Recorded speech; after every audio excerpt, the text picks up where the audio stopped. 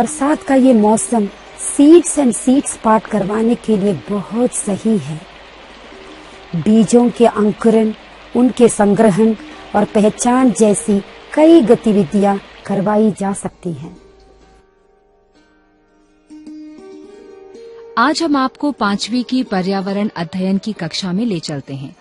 यहाँ बच्चे बीजों से जुड़ी कुछ गतिविधियां कर रहे हैं।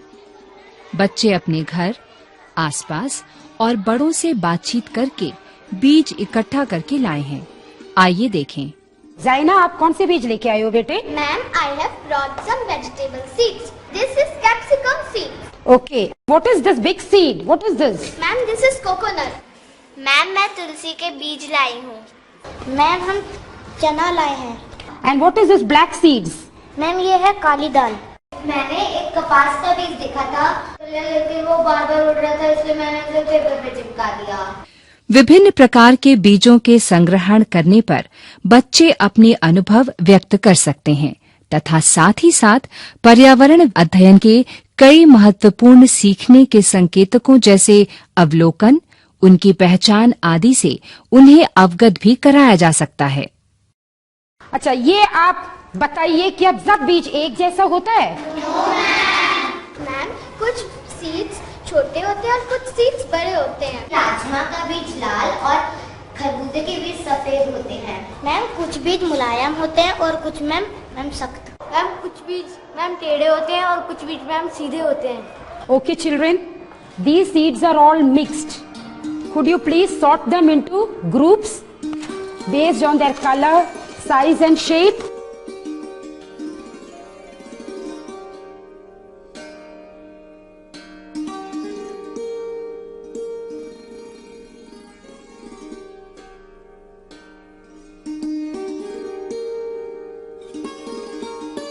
Now children, you have sorted the seeds. Look at this table. बीजों को उनके रंग, आकार, आकृति और प्रकृति के आधार पर छांटते हुए हम बच्चों की पहचान करने, बीजों को छांटने, उनका समूहीकरण करके व्यवस्थित तरीके से रखने, तालिका बनाने तथा अपने अवलोकन को रिकॉर्ड करने जैसी क्षमताओं के विकास को दिशा दे सकते हैं। Now please draw the table.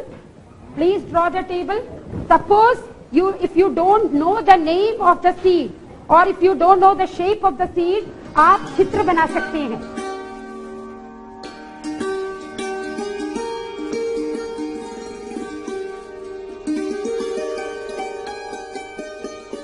आपको नींबू पानी अच्छा लगता है? कितने बच्चों को नींबू पानी बनाना आता है? Wow, that's nice. Okay, put your hands down.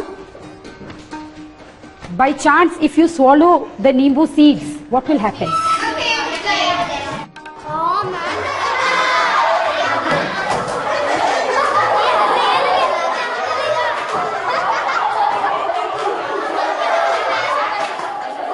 अच्छा बच्चों, आज हम देखेंगे कि बीज कैसे अंकुरित होते हैं। बीज कैसे अंकुरित होते हैं, इसका पता करने के लिए शिक्षिका ने हर समूह को 3-3 कटोरे तैयार करने को कहा। पहले कटोरे में बच्चों ने सूखे बीजों को रखा है, दूसरे कटोरे में बच्चों ने बीजों को पानी में रखा है, तीसरे कटोरे में बीजों को गीली रुई पर रखा है। तीनों कटोरों को हर समूह ने कक्षा में खिड़की के बाहर रख दिया है। बच्चों, कल हमने क्या किया? मैम, हमने फर्स्ट कटोरी में ड्राई सीड्स डाले थे। ओके, सेकंड कटोरी में? मैम, हमने सेकंड कटोरी में वाटर के अंदर सीड्स डाले थे। Now what did you put in the third कटोरी? Ma'am, soaked seeds in wet cotton.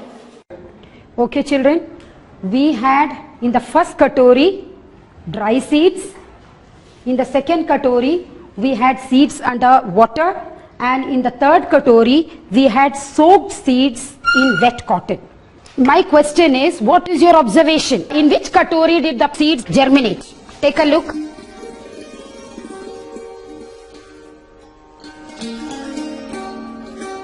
अगले दिन बच्चे अपने समूह के कटोरों का निरीक्षण कर अपने अवलोकनों को तालिका में भरते हैं और अपने निष्कर्ष निकालते हैं।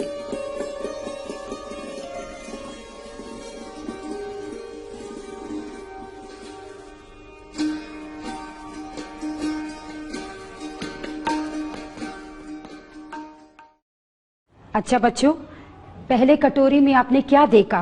मैम एक भी बीज जर्मिनेट नहीं हुआ। क्यों नहीं उगे थे? मैम क्योंकि उसमें पानी नहीं था। अच्छा, शी सेज पहली कटोरी में the seeds did not germinate because there was no water, मगर दूसरी कटोरी में बहुत पानी था, हाँ या ना? yes, उसमें क्या सीड्स जर्मिनेट हुआ? क्यों नहीं हुआ? मैम क्योंकि सेकंड कटोरी में कॉटन नहीं था। आप जरा बाहर देखिए, वहां पर बाहर क्या सारे पौधों में कॉटन है? तो कॉटन अगर नहीं है तो क्या पौधा नहीं उग सकता? क्या नहीं था उसमें, बताइए?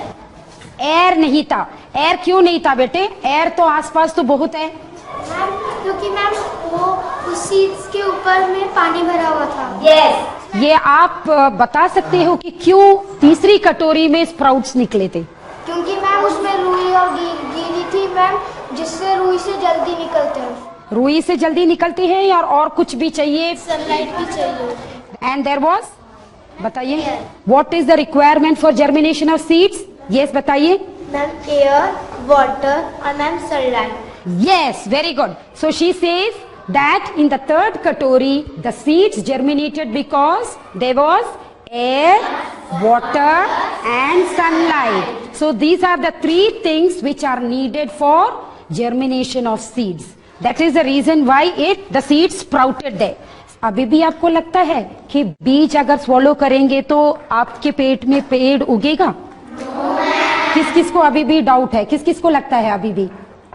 कोई नहीं है ना? तो इसलिए आपको कोई डर नहीं होना चाहिए। There is no need to get scared that even if by mistake if you swallow some seeds, it will not grow in your stomach. Okay, आपने जो सीड्स को जर्मिनेट किया था उसको आप ऑब्जर्व करेंगे फॉर 4 to 5 days। आपको record करना है अपनी कॉपी में कि कितना कितना इनकी ग्रोथ थी, और बाद में हम ना स्कूल में क्यारियां बना के हम वहां पर ये सारे पौधे हम लगाएंगे। पर्यावरण अध्ययन की सीखने सिखाने की प्रक्रिया में स्वतंत्र खेलों का एक महत्वपूर्ण स्थान है। कला और शिल्प भी प्राथमिक स्तर पर पर्यावरण अध्ययन का एक अभिन्न अंग है। सीखने के ऐसे अवसर देने पर बच्चों में अन्य कई कौशलों जैसे कल्पनाशीलता, सृजनात्मकता आदि का विकास होता है। इस तरह के अनुभव और मौके लगातार देते रहने पर बच्चों की उपलब्धि स्तर पर सकारात्मक प्रभाव पड़ेगा।